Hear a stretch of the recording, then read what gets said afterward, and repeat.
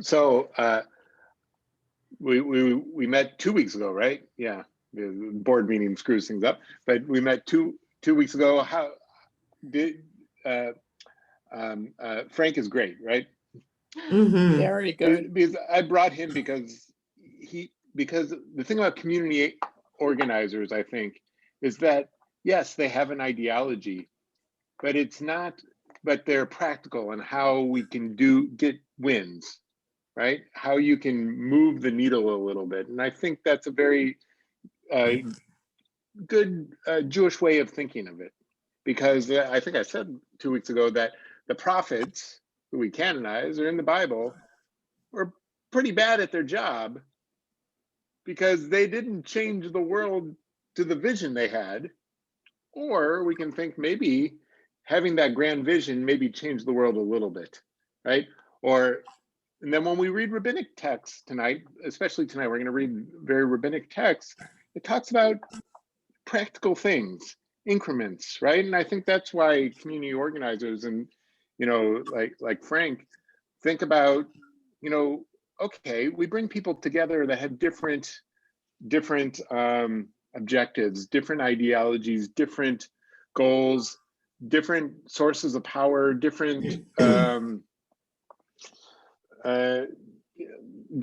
lot of things, right? They're bringing us together with the Mormon Church, with business leaders, with community, or with poverty activists, with whatever, and we'll come together and find what all of us need, and then we come together and move the needle a little bit, right? And that's actually how things get done. And maybe that's how the American system was set up to be.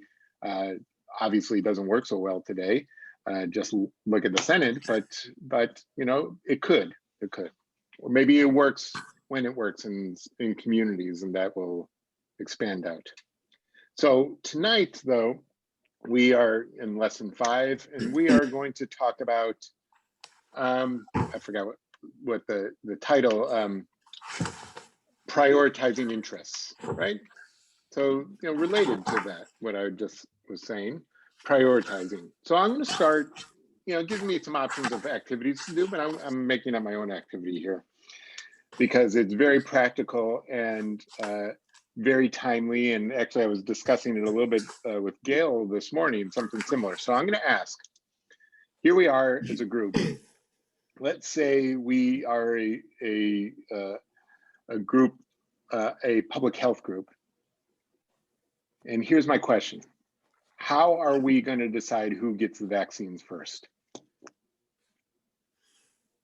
So what do you think we should do? Oh, well, I mean, I should shut up on this one because I've had way too many philosophical discussions with you about this. Right. So it's with other people too. So here's the thing: it's philosophical, but it's also we got to do something. It's also practical. Right. Okay. And we have limited resource, limited amount of money, limited amount of supplies, limited amount. Right. Eventually, it will be unlimited. Like we'll eventually have enough supplies for everybody, but right now we don't. Right. Right.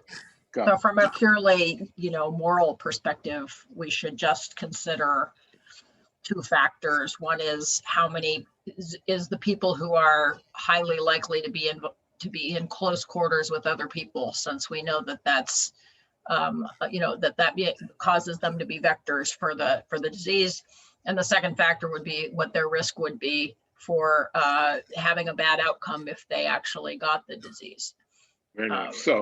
So then, like, spell out, what would that mean? Like, right. So then you would say in the first category, you would take places where there's groups of people living, right? You would take the nursing homes, the hospitals, the group homes, the prisons, any place. Theoretically, I think you should be taking the universities, any dorms, any place where there's groups of people living. Right. In the second category. In the second category, you said is people who, if they got the disease, have a higher chance of dying, right? So that would be the elderly, older people with health risks that have been associated with the virus. Right. Yeah. Like I thought. So here I'll throw. It all sounds really lovely, right? Right. It sounds lovely. So I'll throw something in there. So like, you know, I saw on Facebook, and that's never a good way to start it, right? But someone's yelling about, why should we give it to smokers? They chose to smoke. Did you see my rant? I didn't see your rant, but I could kind of think what you might say. So go ahead. I mean, I don't want to dominate. Like, I posted exactly about this exact thing. I said, stop the moralizing about the smoking, right? Yeah. And I said, here's an exercise for you. Mhm. Pretend that the risk factor wasn't smoking, but it was caffeine. Mm-hmm. Would you be complaining that that's not fair, or would you be getting in line? Yeah, I would have to get in line. And so, while I'm drinking tea at night right now too, and so, you know, easing myself off the coffee. So, right. And you know, then you can argue also, like, people who smoke, well, they might have chosen at 16, but we know brain science that you don't really make good choices at 16, and therefore you're hooked, and it's very hard to stop smoking. To ask people who've stopped, right? Okay, good. What about, I mean, I feel like personally for my sister who couldn't come today, but she teaches autistic students who physically spit at her. Yeah. But she's not on the list because teachers are way down on the list. So, you know, that's another. Right. So here we go. So in America, like in some European countries, they've kept like things shut down so that they could open up the schools more safely, right? But here in America, we've opened up everything and let the schools do whatever they want without like thinking about that, right? Maybe teachers are now at higher risk, you know, and especially teachers who are teaching kids who, you know, may not be able to wear masks properly, or may not be, you know, good. Okay. Gil, did you want to say something? I thought I saw you start to speak. Am I muted or not muted? No, you're not muted. I'm not muted? You're good. All right, so we already know that people living in the skilled nursing facilities are both elderly and ill, and at extremely high risk of dying of COVID. So we already have an established hierarchy of need, and anybody in contact with anybody can get this. I mean, teachers, bus drivers, the school cafeteria, nurse cafeteria, anybody who's not confined to the home is at risk of getting this disease. But certainly somebody living in a skilled nursing facility who is both very, very ill and very, very old is at very high risk. That's where most of the deaths occur. Because not only the people old, that the high density of people, and so then here's the question. Here's another ethical question we have to think about. We in America have, you know, a federal system, right, where it's each state, and then within the states there's counties, and within the counties there's municipalities, right? So how do we decide that? We haven't. Exactly. We haven't. That's part of the question. Yes. The decision maker, it gets passed down to the person with the lowest IQ, and that person makes the decision. So I think under the new administration, there will be some federal guidelines that will make it very clear as to how to do it. Okay, and then we have, thank you, Mary. You're waving your hand. It's okay. I was just going to say that, you know, if you look at a country like Norway, I think is the one I'm thinking of. Norway culturally places a very, very high value on education and on teachers, right? Teachers there are a valued profession. And so in that country, teachers are among like the, you know, level 1, right? They're in group 1A, 1B, 1C or whatever. But culturally, their profession is very valued because they provide, you know, they're educating children, they're permitting parents to be able to go to work every day, right? There's for the most part a shared value system there, specifically around education, that we don't have here. And, it seems that these ethical questions, when you don't have a shared value system among some size group of people, then you end up in this conundrum of who gets what when. Right. So it's harder. Like a country like Norway is much smaller country. Much people live closer together because it's smaller, right? Much more ethnically homogeneous, right? Much more so culture. Therefore, I mean, not necessarily therefore, but therefore, much more culturally homogeneous, right? And also, so therefore, maybe more collectivist, right? And has a much more robust welfare state too, right? And so, our country does not have that, for good and for bad, right? You can maybe argue good things about it and bad, and definitely bad things about that, right? And so, like, here's a question related. So last night I was listening WNYC, and they had to ask the governor, Phil Murphy, right?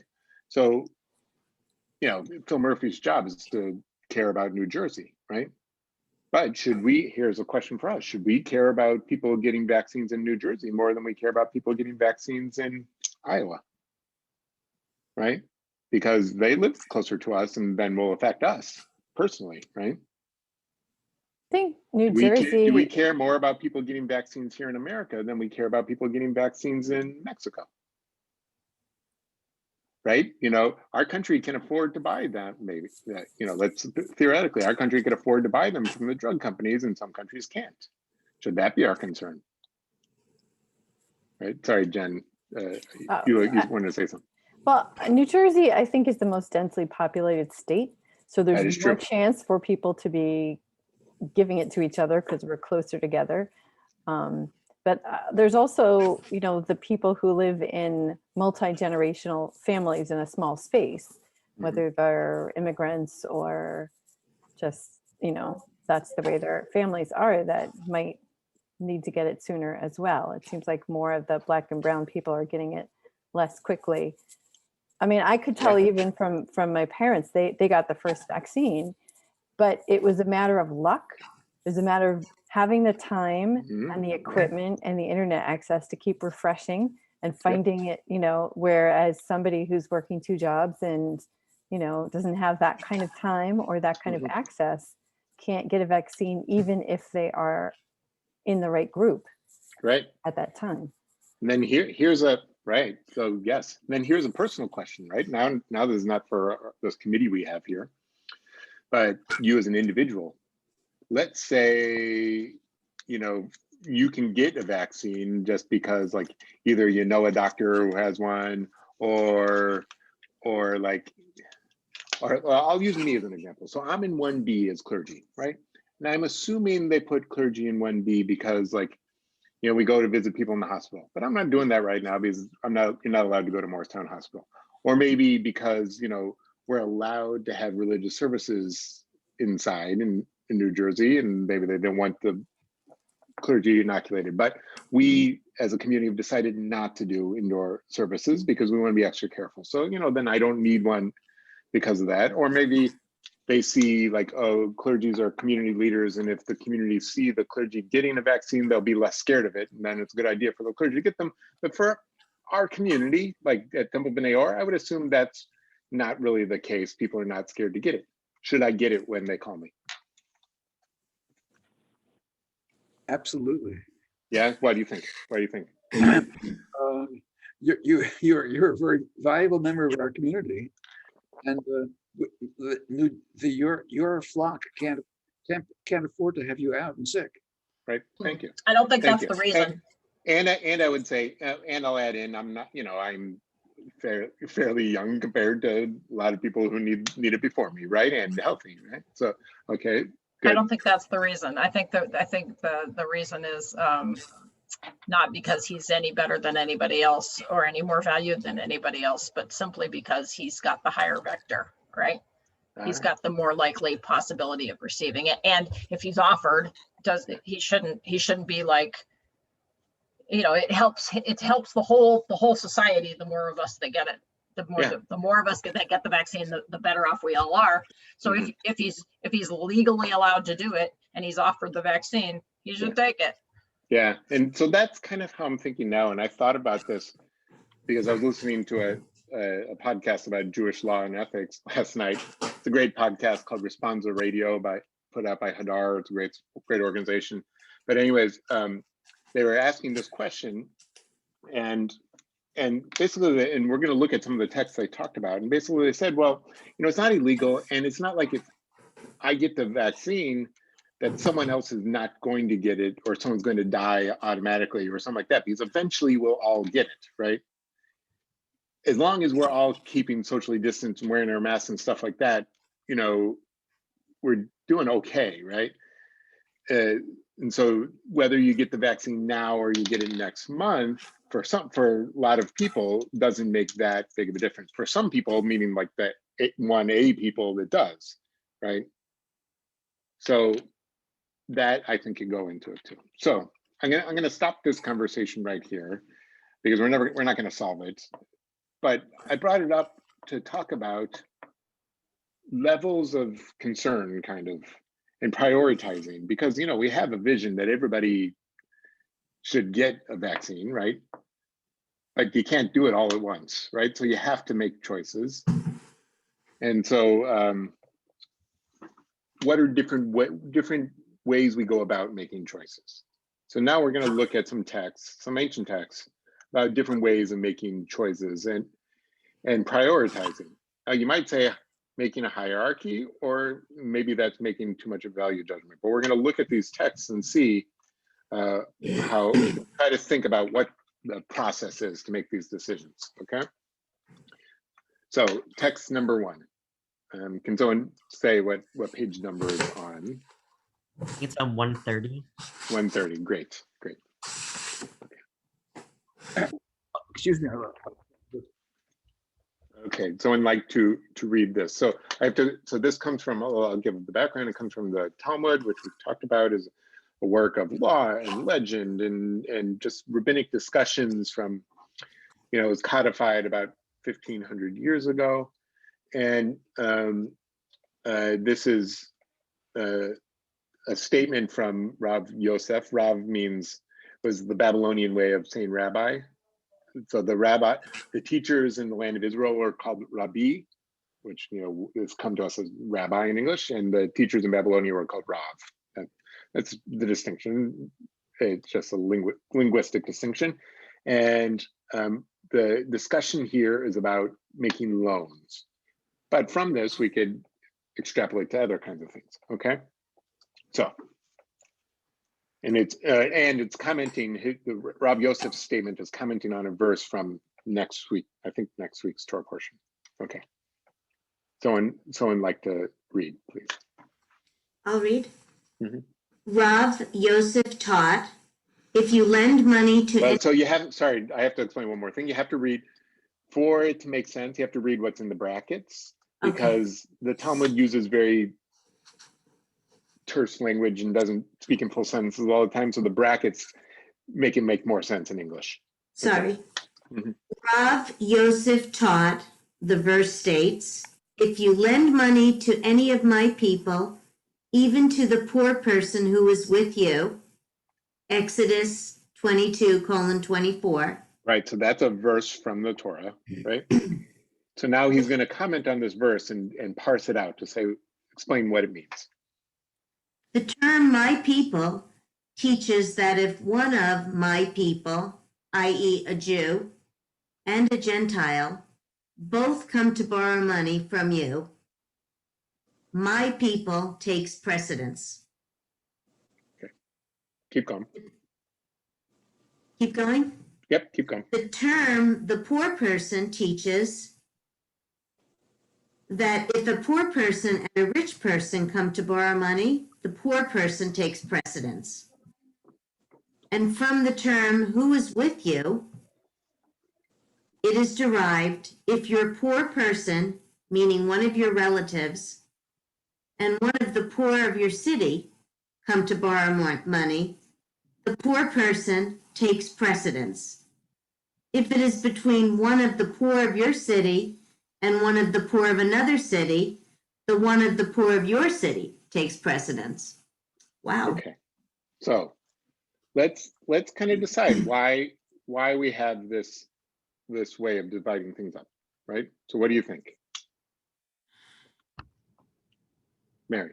You went off of mute. So yeah, I mean, you know, it's a very specific example of think global, act local, that you take care of the people closest to you first. Right. The ones who have genuine need, right? Those who have genuine need, who are closest to you, you are obligated to care for them, should they ask, really, because this is about asking for money, right? You're obligated to take care of them before anybody else who might. Who is social justice? I don't know, but maybe I should. Hello, I see someone just signed on. Oh, it's Rivka. Rivka, hello. Hello. We didn't recognize your name. Yeah, Rivka, we're on page 130. Yeah. Okay, thank you very much.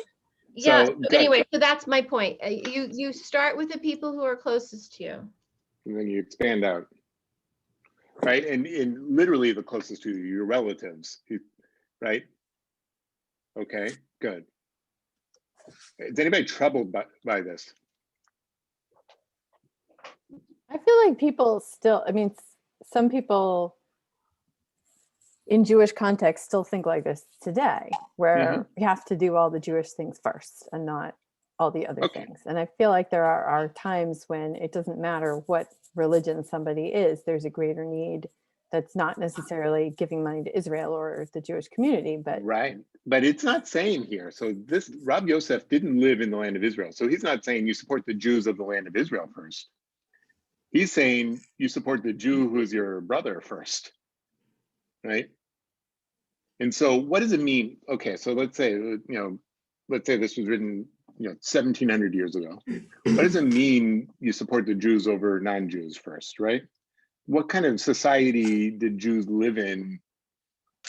They lived in semi-autonomous, clusters of only Jews, right? And maybe the non-Jews were oppressive to them, right? Now, if we get to it, we'll see another text that kind of complicates that a little bit. But and the non-Jews might have had their own system of supporting themselves too, right? So Jews living in a multicultural society like America, or is where everybody is an equal citizen, is unique. And it's only been since 1776, right? So what might it mean then today?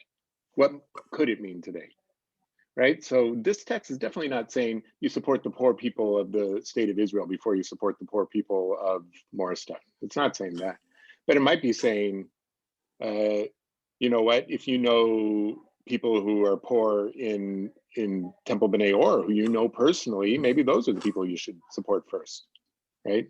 Because I think it's talking about knowing someone personally too, right? Okay, but it doesn't say, this is a specific case too about someone who comes to you for a loan, right? So then how do we expand this out to a more abstract thing, right? We'll see other texts about that. Okay, anybody other comments, questions?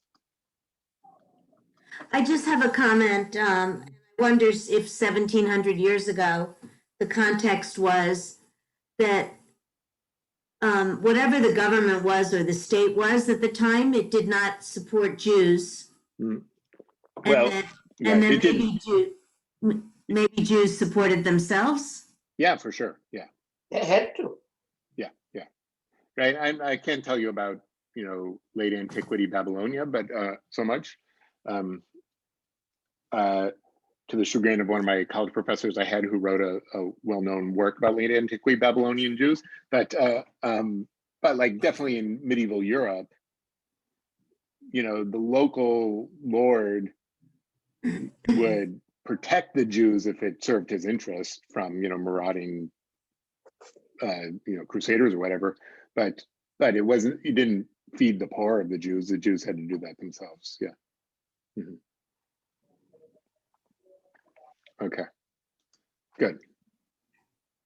And so priority here is, poor Jewish relative in your community, then poor Jews in your community, then poor Jews, then just any Jews, then poor non-Jews, then, right? It goes out from there, right? Okay. Let's read a similar text that talks more about geography now. Okay. This is a famous text, also from the Talmud. And so I want to do text number 2. You can do it. Please. All right. So the Gemara raises a contradiction between this statement of Rabbi Yosei and another statement of Rabbi Yosei. Okay, so we don't need to know what those statements were. That's not important. But a lot of times the Talmud or the Gemara is another name for that. The point is to figure out contradictions between either verses in the Torah or statements of what the rabbis said, right? So this is figuring out what these two statements meant, and you have to know that it says it was taught in a baraita. Baraita is a rabbinic statement from the time of the Mishnah that was not written down in the Mishnah. Okay, so it's not that important right now. But here we have this statement. So it was taught in a baraita. Yeah. It was taught in a baraita in the case of a spring belonging to the residents of a city, if the water was needed for their own lives, i.e. the city's residents required a spring for drinking water, and it was also needed for the lives of others. Their own lives take precedence over the lives of others. Likewise, if the spring was needed for their own animals and also for the animals of others, their own animals take precedence over the animals of others. And if the water was needed for their own laundry and also for the laundry of others, their own laundry takes precedence over the laundry of others. However, if the spring was needed for the lives of others and their own laundry, the lives of others take precedence over their own laundry. Okay, so picture this. This is a thought experiment, right? Your town has a spring, okay? Not a river that flows between our towns. Your town has a spring. The town next to you has no water, okay? So in a perfect world, you can give your water to them, right? Or sell it, maybe, I don't know. But we don't live in this perfect world. There's only so much water and we have, so many people. Okay. So what do you do? What do you? I was like, I like the hierarchy that it has. It's like, well, if you need it to live, yeah, then take it to live. Your city matters more to live than the next city. Right. Because if it's kind of like if we split the water, we're both going to die. Yeah. So yeah, you keep it for that. But I like the fact that it then goes through if both sides need it for equal things, then yours takes precedence. But so let's talk about these things. What are the other things? There was for animals. So I guess if you're using it. So what's the animals? Animals are how you eat, right? Okay, in the ancient world, if you had sheep, you did not eat your sheep a lot. I think I've talked about this. You ate cheese, right? And drank milk, right? But you needed water to keep them alive, right? Okay, your animals. And then what else is there? Your laundry. Laundry. So we might think laundry, oh, that's just kind of superfluous, or that's vanity. But what's important about laundry? Dirty. Yeah, if you didn't wash your clothes, you get sick, right? And then you would die too, right? We have to remember they didn't have antibiotics, right?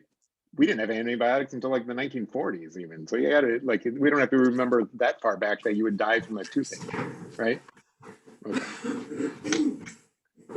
Good. So comments, questions?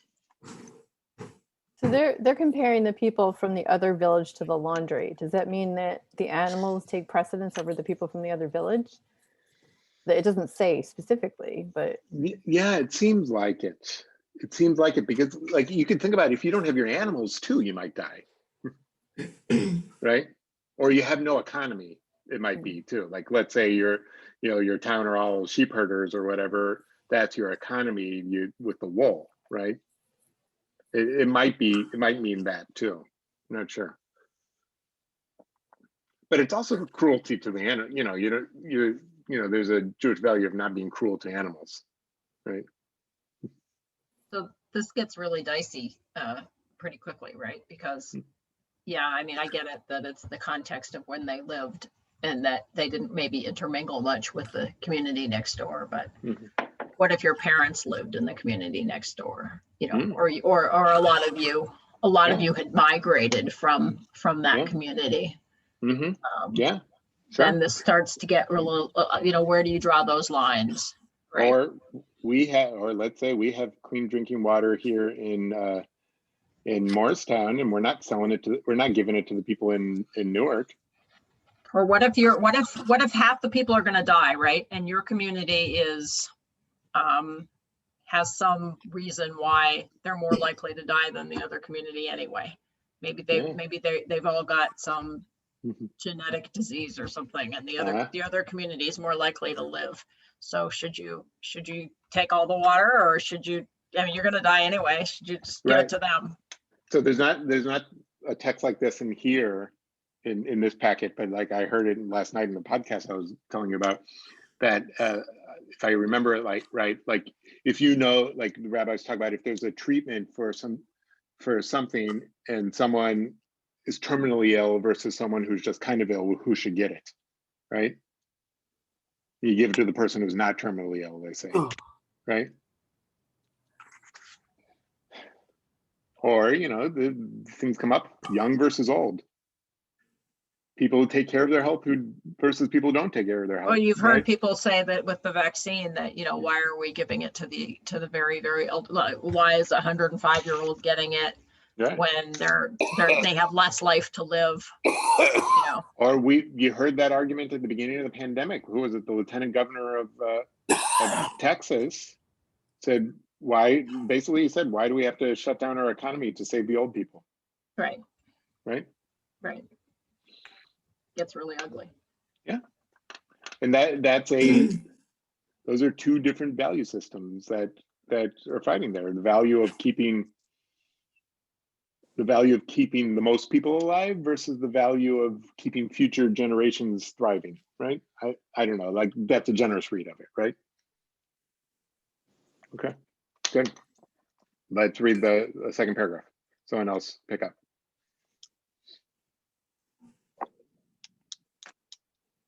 I'll read. Yep.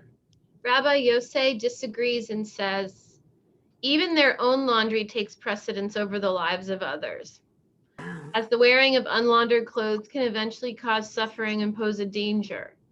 The Gemara clarifies the difficulty presented by this Baraita. Right, this statement, yeah. Yeah. Now, if with regard to laundry, Rabbi Yossi said that refraining from laundering one's clothes involves pain and affliction, is it not all the more so the case that if one does not bathe, which affects the entire body, Rabbi Yosei would agree that he will suffer pain? The Gemara refutes this argument. The sages say in response, yes, the pain of refraining from laundering one's clothes is stronger, according to Rabbi Yosei, than the pain of not washing one's body. Right, so they're kind of proving that we didn't have this statement about laundry just as a random thing. Laundry is very important. It's even more important than bathing, they're saying. I don't know if that's true, but keep going. As Shmuel said, grime on one's head leads to blindness, and grime on one's clothes leads to madness. whereas grime on one's body leads to boils and sores, which are less serious than madness and blindness. Based on this, it may be suggested that according to Rabbi Yosei, soiled clothing presents a greater danger than an unwashed body. Okay, so the lot, like, that when you make ethical decisions, sometimes you have to get into that, pardon the pun, the nitty gritty of like, what do we have a limited resource? What's the most important thing to do, right? And if you don't wash your clothes, it's going to be bad, right? They're saying. So like that has to take precedence over the other town too, right? Okay, comments, questions? Yeah, I have a question. Yeah. I started on the first paragraph when we read about laundry, I'm like, laundry? Like, Yeah. but I'm wondering if here, this is also talking about people's dignity. Yeah, okay, good. Right? Because when your clothes are, think about the way homeless people are perceived, right? On the street. Yeah, wow, I didn't think of that. Who hasn't bathed, Mm. their clothing hasn't been washed, they haven't shaven, right? Mhm. They lose their dignity because people perceive them as less Yeah. than, right? So Yeah, I hadn't by thought of being that. clean, even if you're poor, by being clean, and even people say that sometimes about a person who's poor. Mhm. They'll say something like, oh, well, they dress really well, or Yeah. it's almost a way of saying that person has they still have a sense of self-respect and personal dignity that might not otherwise be there. Yeah, yeah. And I didn't see that. I didn't think of that. And I would say that's definitely true. And then you also have to think that their clothes were much more utilitarian than we're even thinking about right now, because like you had to cover yourself up because of the heat and the sun and right. There's no sunscreen, there's no air conditioning, there was no, shit. Right. So, without your clothes too, you could die of heat stroke too. Right. And so, or die of hypothermia in the winter, right? And so, yeah, good, okay. You know the source of that connection between dirty clothing and madness?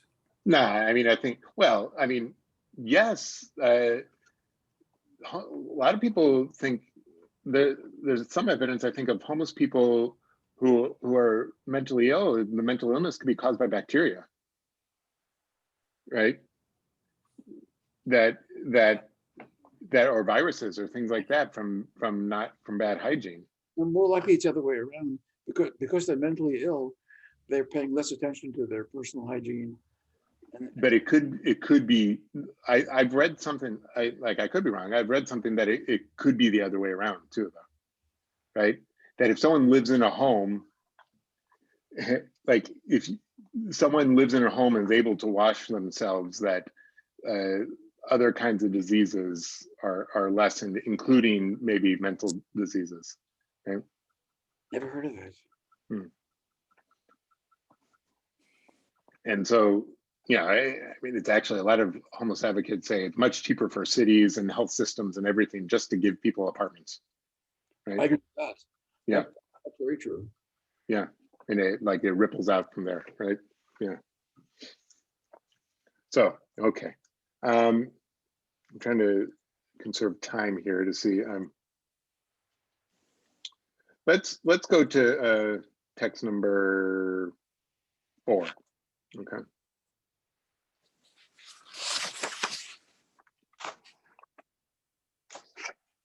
I'll read. Okay. So this is a 19th, early 20th century rabbi in Novaradoc. I think it's in Lithuania. Okay.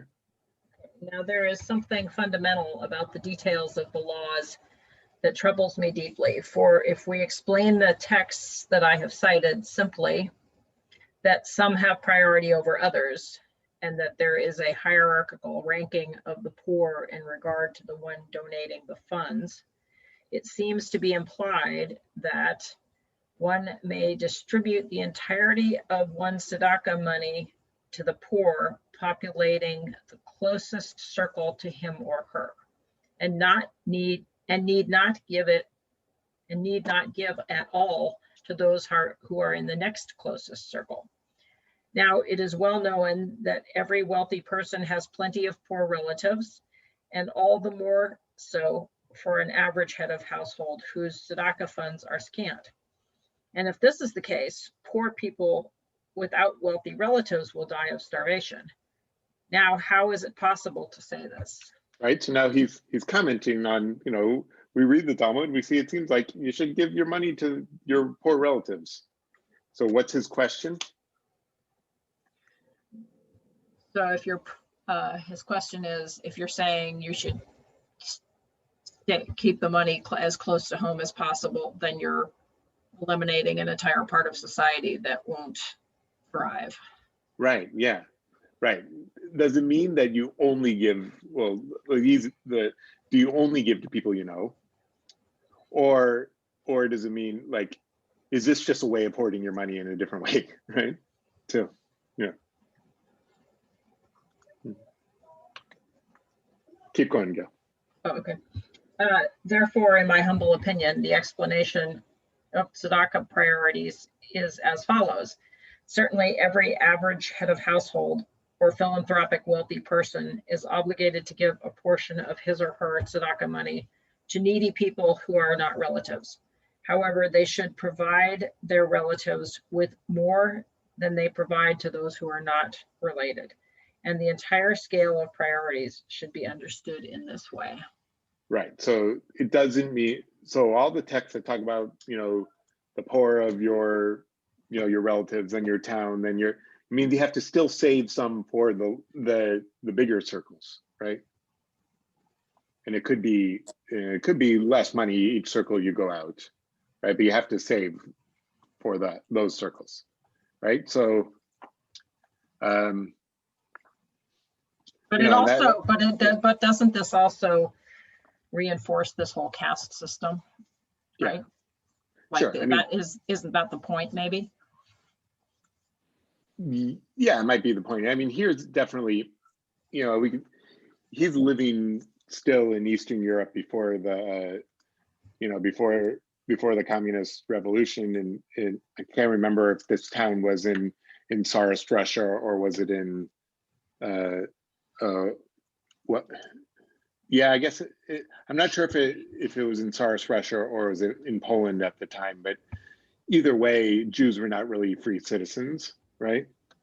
And so, he's probably only thinking of Jews, right? And it's so presumably all the Jews would be doing something like this. So everybody would be getting money in some way, right? Yeah. And not just in your shtetl, but then the rest of Lithuania, the rest of Eastern Europe, the rest of, the Jewish world, right? Can I make a remark? Yeah, please. Yeah. I think one of the things that I've taken away from this, and I'm studying similar texts in a different group right now, is about intentionality. Mm-hmm. Like actually thinking about, no matter how much, money you have to give away to help others, mm-hmm. is to really think about it. Mm-hmm. And that's, I'll be honest with you, that's something that I'm coming to fairly late in the game. Mm-hmm. And I think our culture kind of promotes almost a knee-jerk reaction to helping others, right? Because they're like the intensity of the requests and the competitive nature of the urgency of one thing over another. And it is true, like it's infinite. Yeah. Need is infinite, right? Even our charity has a capitalist mindset, right? Yes, exactly. Right, exactly. Actually, yes, precisely. And I think has changed my thinking, and even in our own family, like we're trying to talk more deeply now about well, why are we doing this? Right? And for the amount of money that you're giving away, what proportion is it? And why is it that proportion?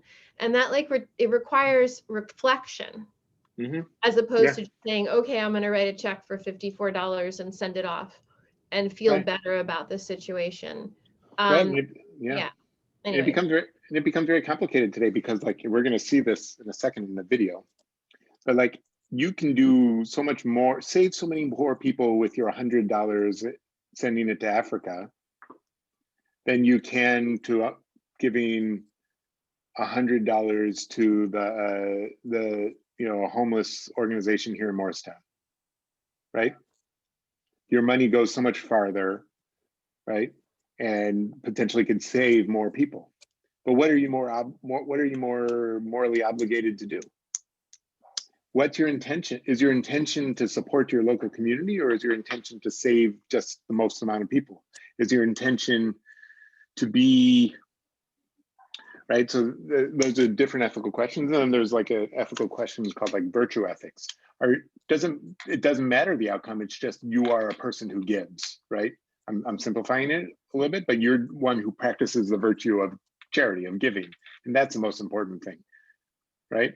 So is it the amount of the amount of help? Is it the intention of the help? Is it the proximity of the help? Is it right? These are all different ethical systems, and sometimes they all interact with each other, right? Yeah. So it seems from our rabbinic texts here that it's more about, you have to start with definitely the virtues system of you are a person who gives and you need to practice that. But then it's about relationship, I think, right? And we're obligated by relationship first, right? And so, but that's not the only system. That's not necessarily always the right way of thinking about it. So let's look at this video here. I'm going to share about a thought experiment from Peter Singer, who is a very famous, just a second. He's a famous philosopher. He's from Australia. I can't remember what university he's in, somewhere in America. But he's I think he grew up Jewish, but I don't know if he would call himself a religious Jew, but like he's definitely the leading utilitarian today, who thinks you should do the things that are spread the most good, right? For the most amount of people, okay? So just a second. Okay, so there's just a short video about a thought experiment that he's known for. Where'd it go? Here.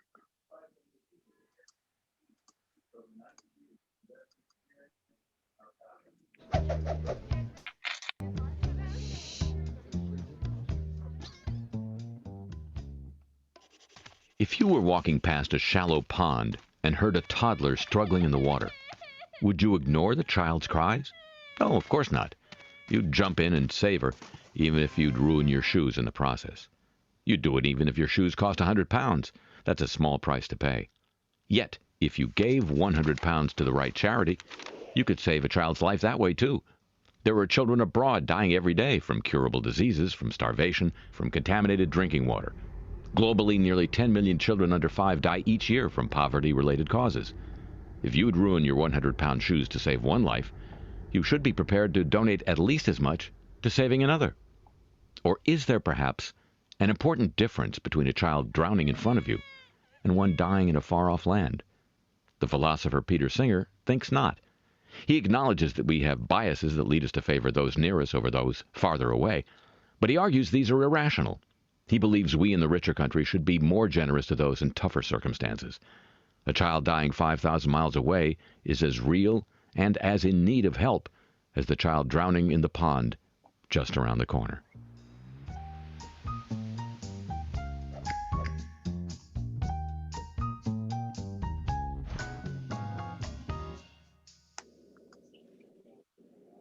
Okay, so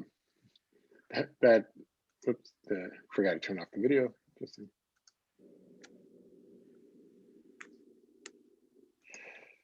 So that's a cool video, a cute video. Like you go on the YouTube page of what did it say, BBC4 or something like that. There's all these like 1.5-minute videos summarizing philosophical ideas. But so what's the idea?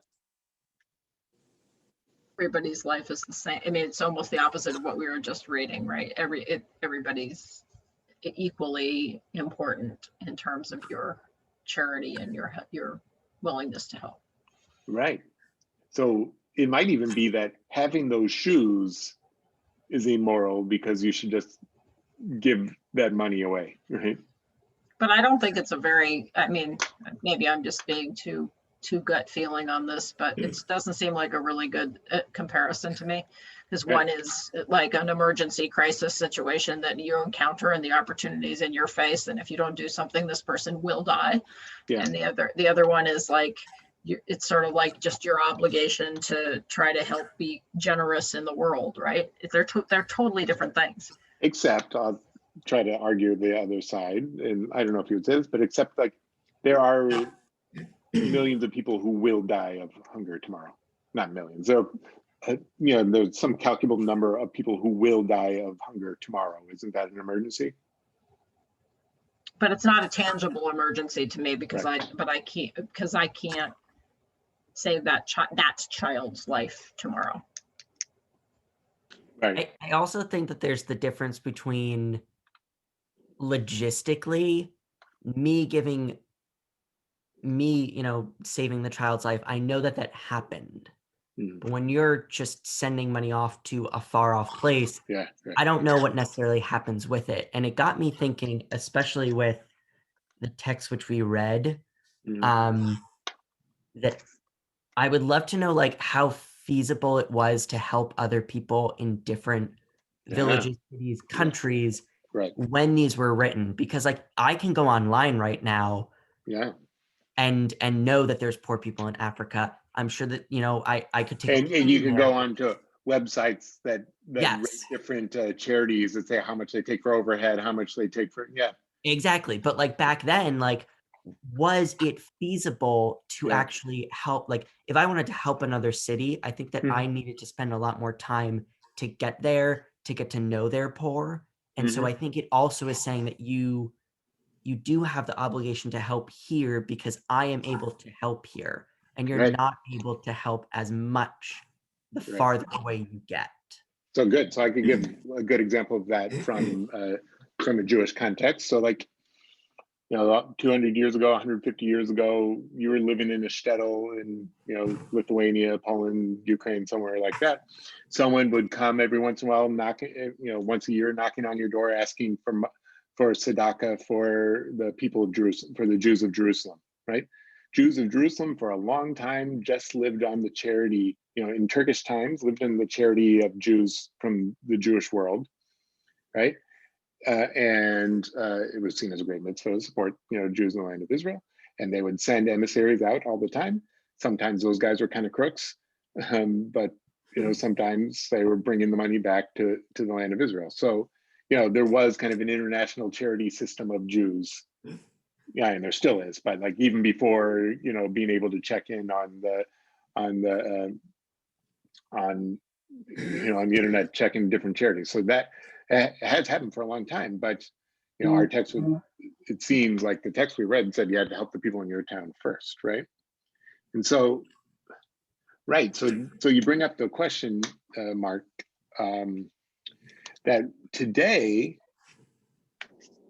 when we are able to know, what's happening in countries in Africa or in Bangladesh, towns in Bangladesh, or we're able to know with not total specificity, but with some specificity about what's happening. Are we now more morally obligated towards them? And you said that the singer was utilitarian. So what if $100 here could save one kid, but $100 in Africa could save 3? Yeah, I think he would say, right? Or your pair of expensive shoes. That's why he brings up that point, right? Yeah. Or then here's a question, and I've heard an interview, I forgot how he answered, but the interviewer asked him this question, like, you want to send your kids to Harvard, right? I'm not playing like you specifically, Jen, but like you want to send your kids to Harvard. Why should you spend all that money to send your kid to Harvard? Aren't you obligated to the other kids who are getting a crappy education in Newark? Right? So I don't know about the Harvard thing, but I think one difference that he's not taking into account is relationship. Yeah, right. Right? Because when you're in relationship with somebody who you have helped or who has helped you, that is that the relationship itself has value. Yeah, right. Right? That in and of it's there's this monetary exchange at some point, but being in relationship with that person is substantively different than giving to whatever wonderful charity, half a world away.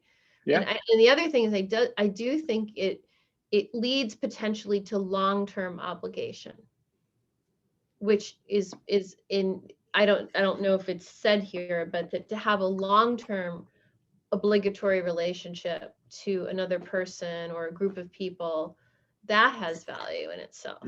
Yeah, good. Right. And I think that's what the Jewish texts are getting at, is that you're obligated by relationship in a different way than you're obligated by the abstract notion of humanity, right? And that's what, some people would say that's what makes kind of biblical thought different than, Platonic thought, right? Plato had, ideas with the capital I, right? The universal abstract, right? That's what the highest goal was. Well, the Torah talks about your neighbor, right? Your neighbor who's an actual person, right? Or it talks about, God having a relationship with a guy named Abraham who had a family, right? And then we're that family, right? That's how we see ourselves. It doesn't mean that we as Jews don't have an obligation to the universal too, but we get to the universal through the specific, through the through the relational, right? Because you think of it this way. I'm simplifying philosophy a lot, and it's therefore wrong. But like, do you love humanity because there's this notion of love, and therefore feel obligated to love humanity? No, you love humanity because you love your children or you love your mom, and therefore you're able to abstract from the specific, right? It's not that you get the specific from the abstract, I think. Right? So, but that doesn't answer the question. Are we still obligated in some way to a kid in Africa? We are, but not we as individuals, but we collectively. Yeah, maybe. This is too big an issue for one person to solve. But the child in the pond is not too big an issue. Yeah, right. Yeah, it's doable. But yeah. the child in Africa, that's a problem for our government to solve. Yeah, good. And I think, yeah, and I think that's a good way to think about it too, because especially in America, where we say our government is us, right? I mean, at least that's the ideal. Again, we the people means, that's why I get mad at some strands of Republican thought, or like, you have the individual and you have the government. No, the government's made up of us. We are the government, right? We just elect people to represent it, right? So it's, that, and so we collectively have an obligation too, right? And maybe governments are the best way to solve that, or multinational charities, or whatever mechanism. But like, we need an outlet for that too, right? Right.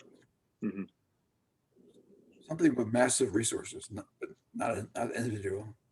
Yeah, right. For sure.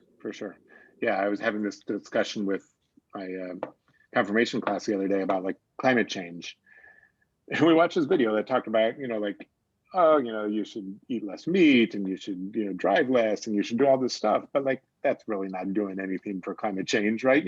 Even me who drives a Prius and I feel all high and mighty about driving a Prius, right? But like, we need everybody in America to drive a Prius to make a big difference. Or if everybody took, like, I read somewhere, like if everybody took 2 days off of eating meat a week, it would be like everybody driving a Prius. It's you need mechanisms for collective action too, right? Yeah. Okay. So let's look a little bit. Text number 6, I think, talks a little bit about this, about proximity but also the world now, right?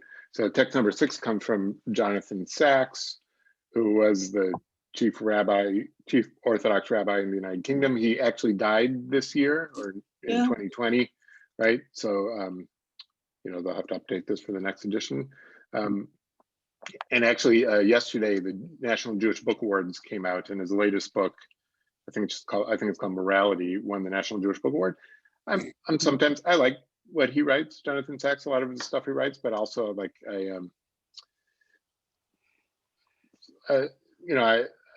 I get a little annoyed at him because he was very anti-reform movement, even though he tried to play himself off as all about pluralism and stuff, but that's another story. Okay. So someone like to read this text? I'll read it, Rabbi. Please. David Hume noted that our sense of empathy diminishes as we move outward from the members of our family to our neighbors, our society, and the world. Traditionally, our sense of involvement with the fate of others has been inverse to proportion to the distance separating us and them. What has changed is that television and the internet have effectively abolished distance. They have brought images of suffering in far-off lands into our immediate experience. Our sense of compassion for the victims of poverty, war, and famine runs ahead of our capacity to act. Our moral sense is simultaneously activated and frustrated. We feel that something should be done, but what, how, and by whom? Right. It's, I think we feel, as compassionate people, you feel this tension a lot. And I would say, Mary, you said something about, you were talking about obligation. I think this just tells us that our obligation is never over. Like you can never feel satisfied with it, and that's okay. Like you just have to live with that being okay. And I think that's a Jewish feeling, right? Not saying it's not other people or other religions don't have this feeling too, but it's like obligation is infinite, right? So you can only do what you can, but you can't not do anything, right? Yeah. But it's interesting, like, this text was written in 2003. What do we say in 2020, 2021, right? Is this proven to be true that I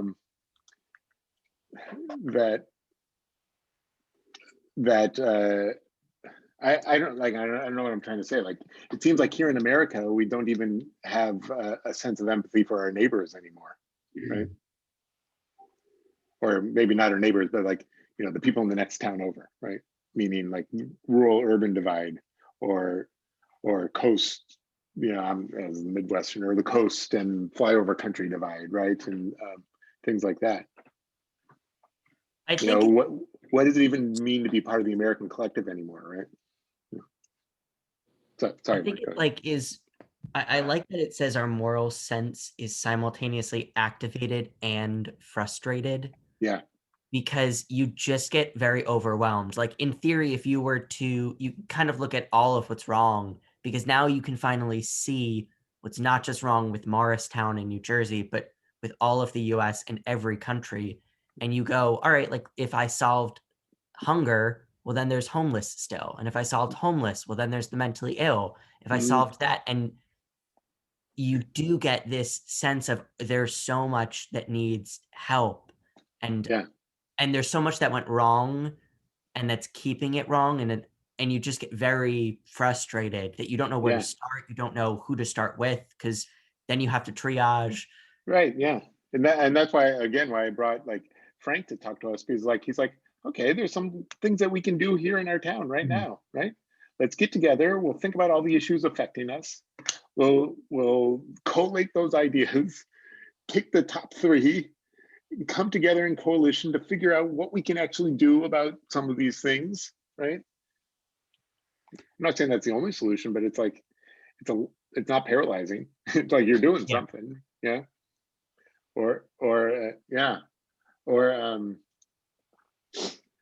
It's, and then you can think about like people who live for a cause so much, you know, that that they forget to be kind to the people in their town too, right?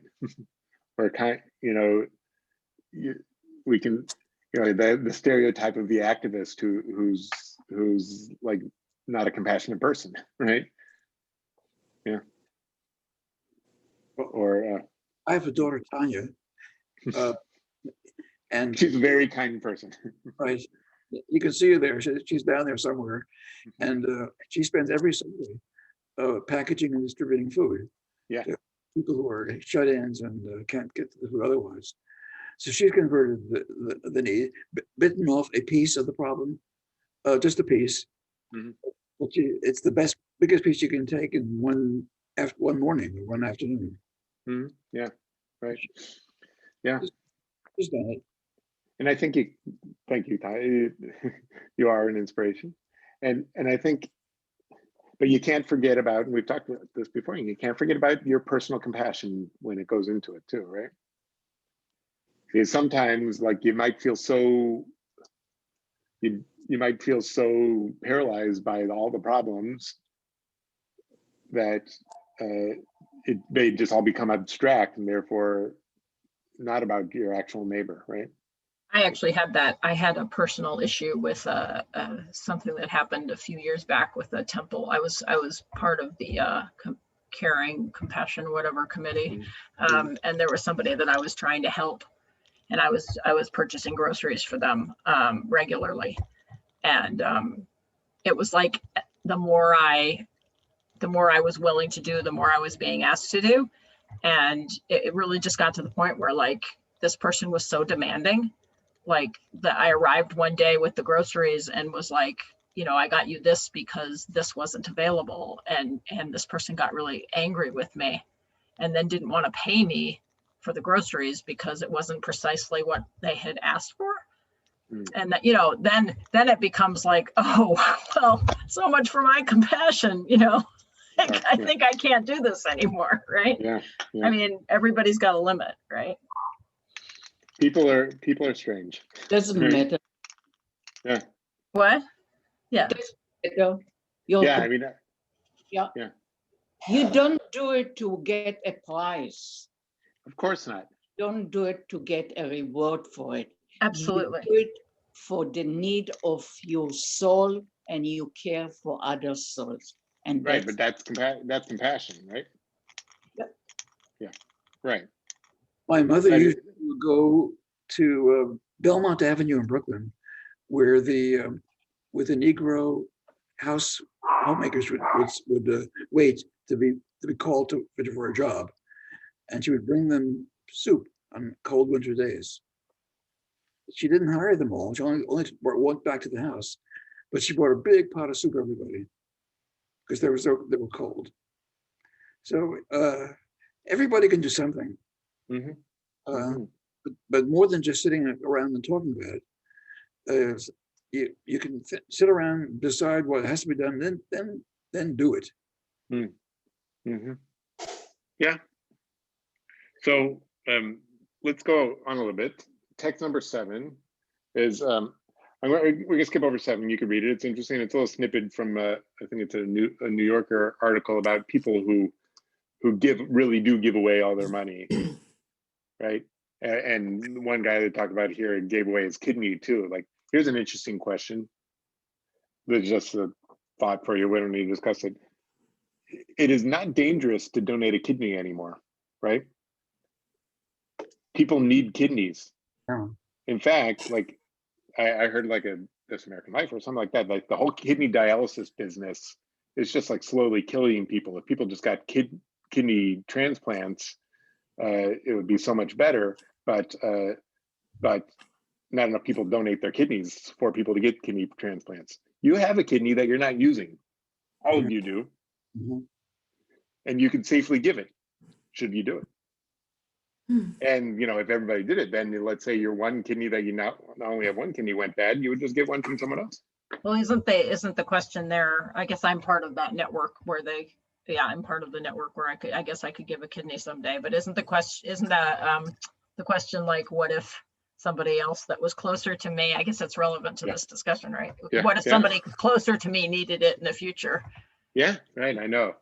Yeah. Right. I decide just to give my kidney to a random person, to a random anonymous person. What if my brother needed a kidney? But if enough people were giving them to anonymous people, then my brother would get one. But that's not this, nobody does it, right? Are you obligated now to give a kidney? Because it's not, I'm not saying it's not a big deal, but it's not as big of a deal, right? I mean, well, we had an example of this in our community, right? So, I mean, without revealing the people's names, but you probably know who they are. There was a congregant who needed a kidney and lost the first transplant. It was unsuccessful, and then needed a second kidney. And a second kidney, my mom was actually a kidney donor to her brother as well. So a second kidney is really difficult because your immune system has already had a very strong response to the first organ. So the second transplant is much tougher. And another congregant in our congregation went into the kidney cycle, the ring where you go in as a donor with your recipient, and then they find a circle of people who can give to each other based on the matching, and it worked. Yeah. Right. Yeah. So, which I think is an extraordinary example of, and then strangely enough, these two people are now, they're now related to each other through extended family marriage. So it gets even weirder. That was not related at the kidney transplant. But anyway, so that's like, to your point, there's somebody in your community who will die if someone doesn't step up. And someone in the community stepped up, and now that person's living. Like, would we do that again? If it were to happen again, would I do it? I actually tried to get matched, but I wasn't useful. But I think our community people would probably do that. But would you do it arbitrarily for someone you didn't know at all? Right. And so this article talks about a guy who did that, right? Yeah. And so, I mean, if it became the norm in America that, you just get rid of one of your kidneys for someone else. Right? But, okay. So let's look at a classical text again. Text number 8. Someone want to read that?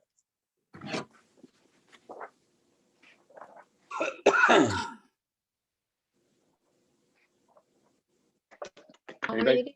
Nobody wants to read? I'll read it. The next text includes sources from pre-modern rabbinic literature that are among the few that suggest a more universalistic ethic of responsibility. Mishnah tractate Gittin. So the Mishnah is what the Talmud's based on, but it's a text of law from 1800 years ago. Okay. One does not protest against poor Gentiles who come to take gleanings, forgotten sheaves, and the produce in the corner of the field, which is given to the poor payah. Okay, so payah. So let me explain. In the Bible, there's a mitzvah. In the Torah, there's a mitzvah called payah, which means corners. So you can't harvest the corners of your field. It's for the poor to take, right? You don't give it to the poor; they take.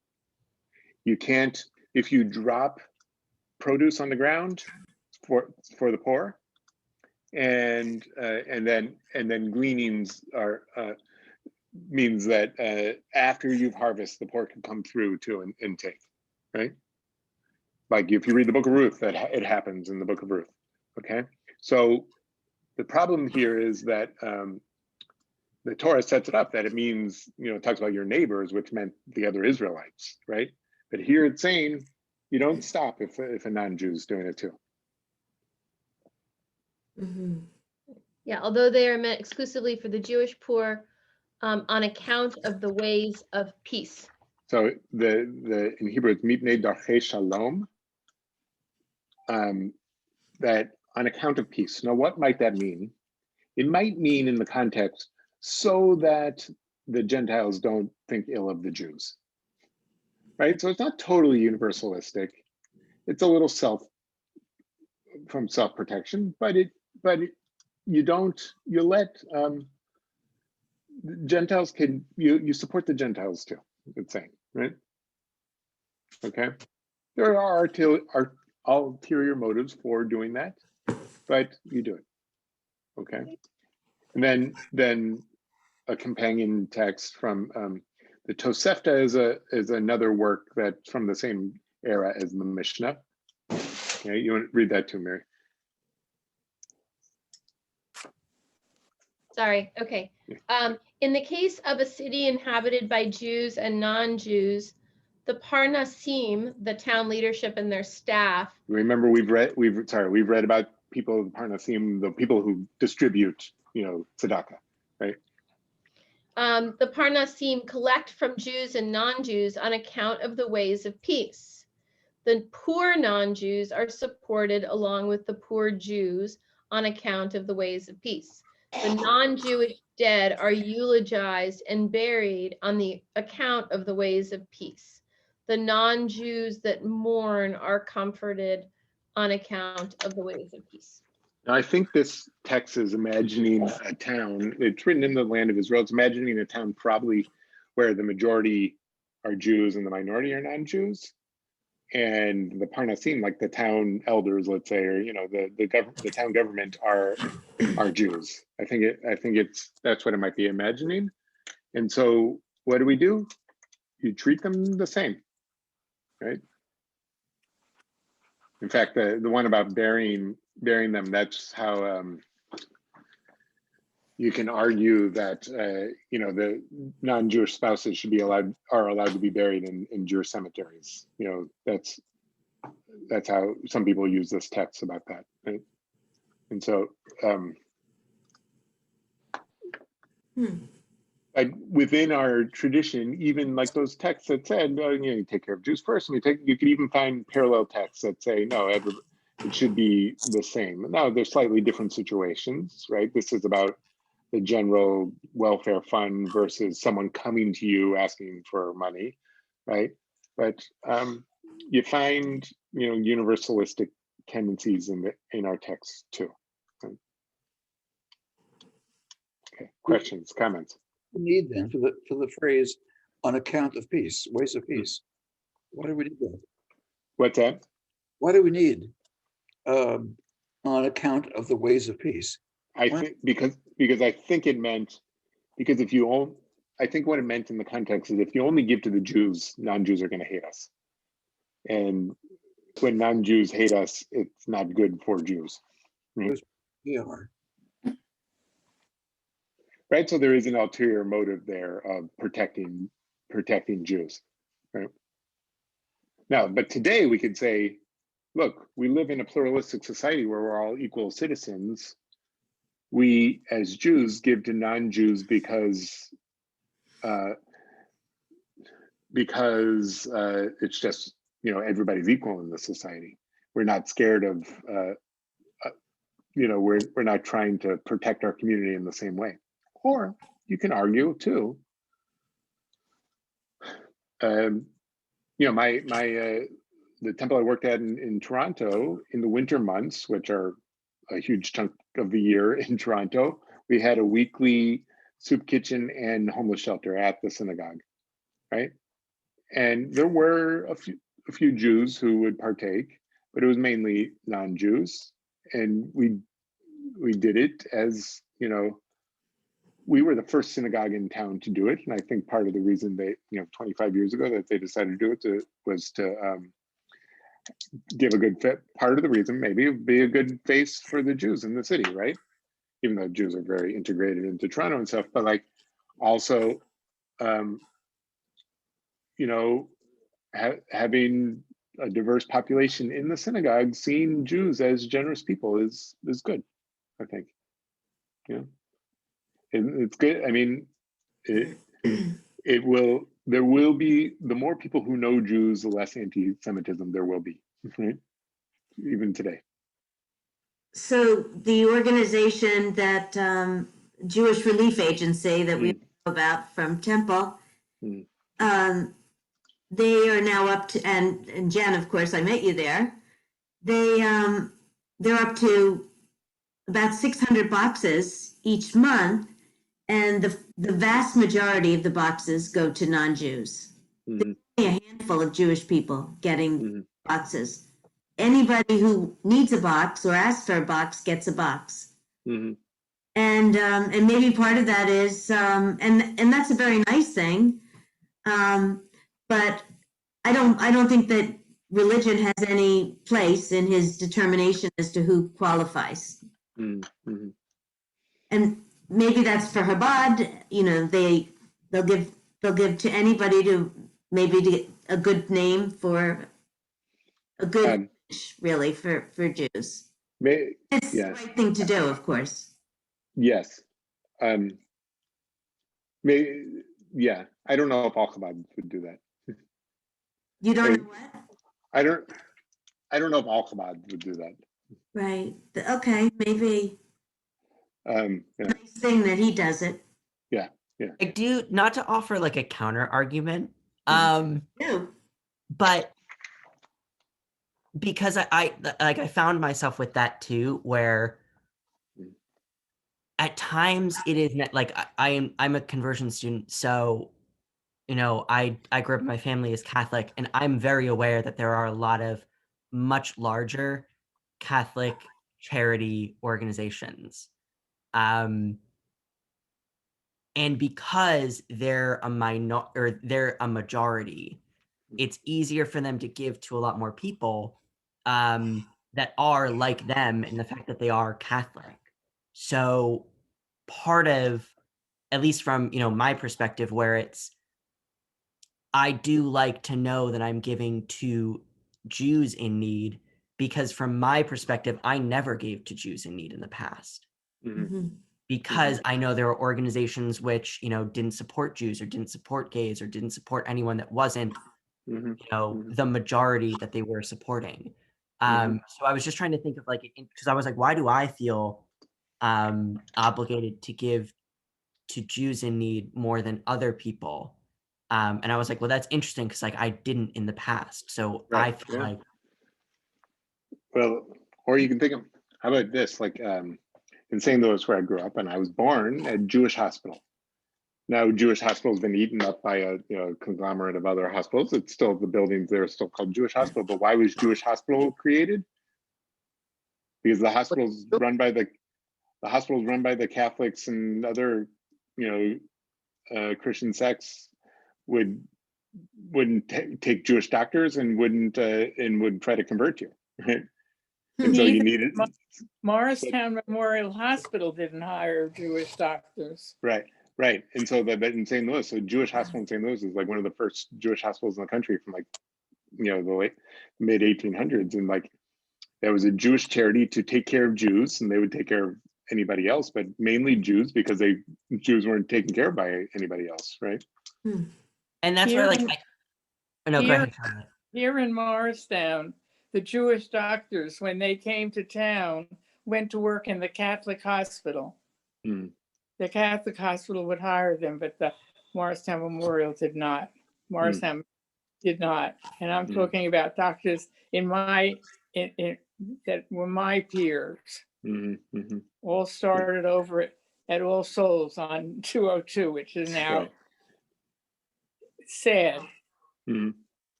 So, but that being said, we live in a very different society today. Right? Mhm. Yeah. Well, yeah, no. So I don't know. So back to our original question, the question of priorities and